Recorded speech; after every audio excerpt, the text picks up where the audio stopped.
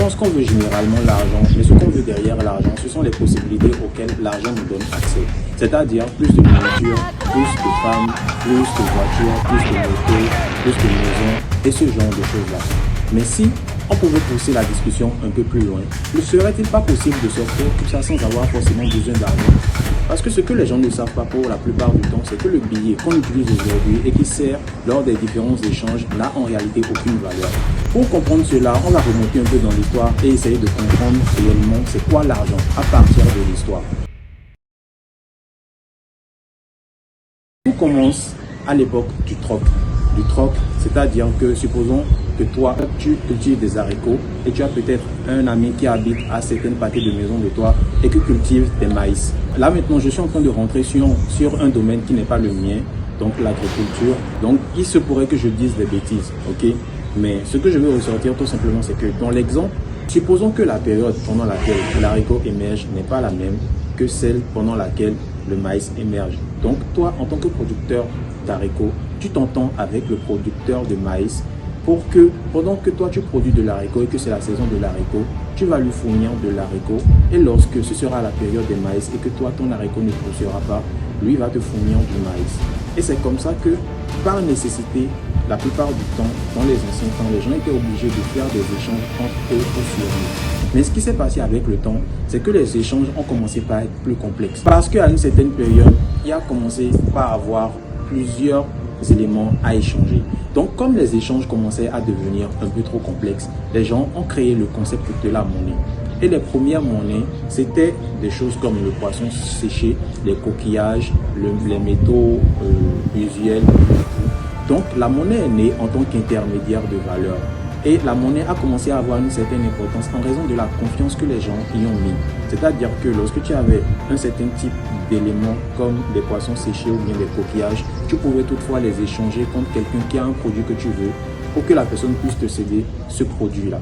Avec le temps, la monnaie a évolué et au fil du temps, il n'est resté que deux types de monnaie, l'or et l'argent. C'est l'ère des métaux rares. Donc après tout ça, l'or a finalement survécu et est devenu la principale monnaie que tout le monde utilisait en raison de ses propriétés spécifiques et surtout de sa rareté. Au fur et à mesure qu'on a commencé par utiliser l'or, on y voyait beaucoup d'avantages, mais il y avait aussi beaucoup d'inconvénients. Et avec le temps, les inconvénients ont commencé par surplomber les avantages. Comme inconvénient, je peux parler du fait que l'or était très difficile à déplacer. Si c'est que tu voulais payer de très grosses marchandises, tu étais obligé dans le temps de te déplacer avec beaucoup d'or. Te déplacer avec beaucoup d'or t'exposait à plusieurs risques, comme le fait de te faire voler ou bien tout simplement le fait de te faire attaquer, peut-être même d'y perdre la vie.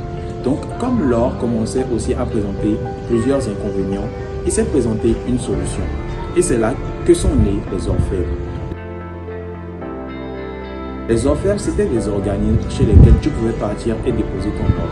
Et en contrepartie, les orfèvres te remettaient une reconnaissance de dette, comme quoi tu étais venu chez eux pour déposer une certaine quantité d'or. Cette reconnaissance de dette-là était reconnue par presque tout le monde, dans le sens où tu pouvais désormais te présenter chez n'importe quel vendeur de n'importe quel produit avec la reconnaissance de dette des orfèvres, ou non plus forcément avec de l'or pour acheter le produit en question.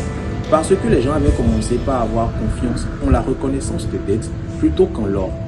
Ce n'est pas qu'ils ont perdu la confiance en l'or, mais ils comprenaient que la reconnaissance de dette était en quelque sorte un équivalent de l'or et que à tout moment, avec la reconnaissance de dette, eux-mêmes pouvaient aller chez des orfèvres, n'importe lequel, remettre la reconnaissance de dette et en retirer derrière l'or. Ce qui est l'équivalent de cette reconnaissance de dette-là à notre ère d'aujourd'hui, c'est le billet. C'est pour ça que je disais en début de vidéo que le billet en réalité n'a aucune valeur, mais poursuivons la vidéo pour toujours mieux comprendre tout ce que j'essaie d'expliquer. Les orfèvres, eux par contre, ne faisaient pas tout ça par charité. Derrière le fait de garder l'or des gens et de leur fournir des reconnaissances de dette, ils moyennaient une certaine rémunération en or. Mais à un moment donné, les orfèvres ont flairé l'opportunité de business parce qu'ils ont constaté que les gens avaient commencé par avoir vraiment confiance en les reconnaissances de dette qu'ils émettaient. Donc, ce qu'ils ont commencé par faire, c'est qu'ils ont commencé par émettre des reconnaissances de dette sans vraiment recevoir de l'or au préalable. L'idée derrière ça, c'était que lorsque les gens vont vouloir rembourser les reconnaissances de dette, ils allaient d'abord les rembourser en or, mais allaient les rembourser avec un supplément d'or, ce qui allait constituer le gain brut des orfèvres. Donc, le business marchait plutôt bien Jusqu'au moment où tout le monde a commencé par remarquer que les orfèvres émettaient plus de reconnaissance de dette que d'or qu'ils n'avaient dans leur coffre.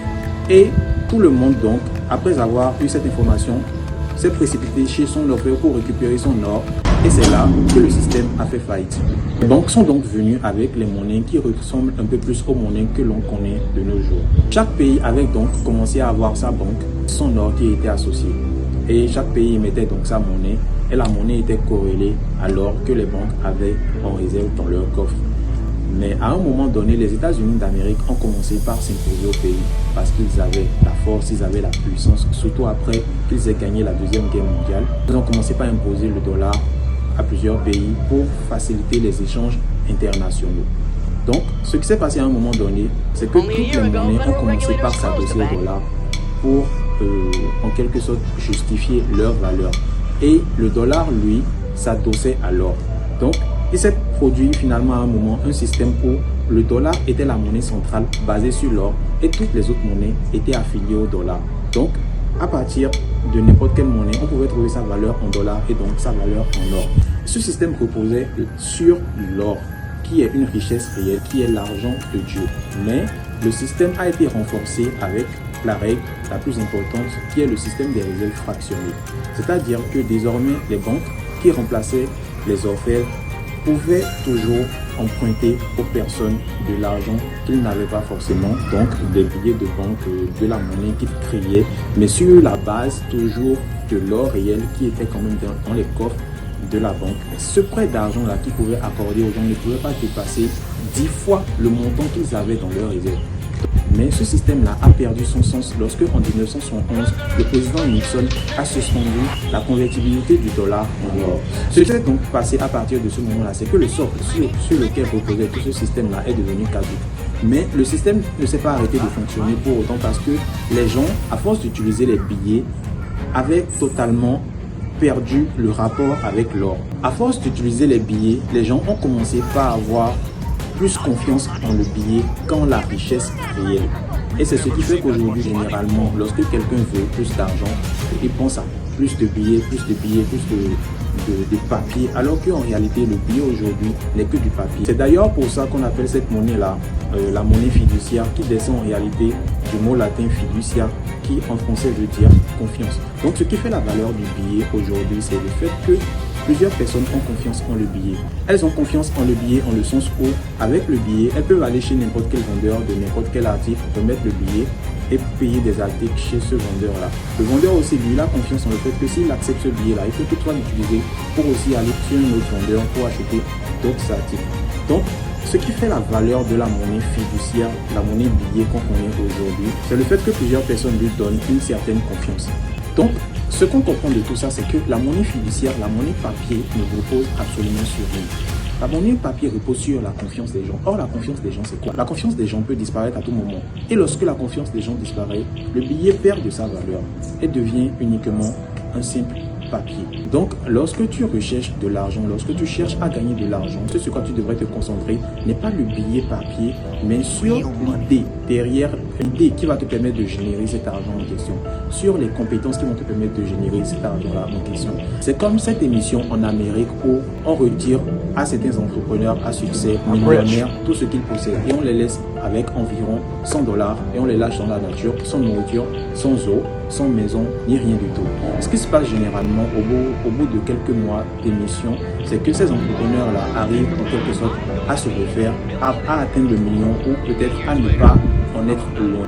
Parce que tout simplement, ce qui leur permet de générer l'argent n'est pas le billet en lui-même, mais ce sont leurs connaissances, ce sont leurs compétences. Je vais m'en arrêter là pour cette vidéo et je vais sûrement sortir la partie dans laquelle je vais aller un peu plus en profondeur, te montrer comment tu peux générer de l'argent à partir de tes idées dans une prochaine vidéo.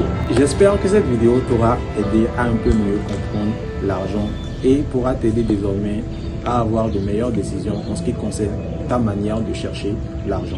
Si tu as aimé cette vidéo, déjà je t'invite à la liker, à la partager à un ami que tu penses que cela pourrait aider. Abonne-toi à la chaîne pour ne rater aucune des prochaines vidéos. Et en ce qui me concerne moi, je vais te dire à la prochaine vidéo mon ami. Peace.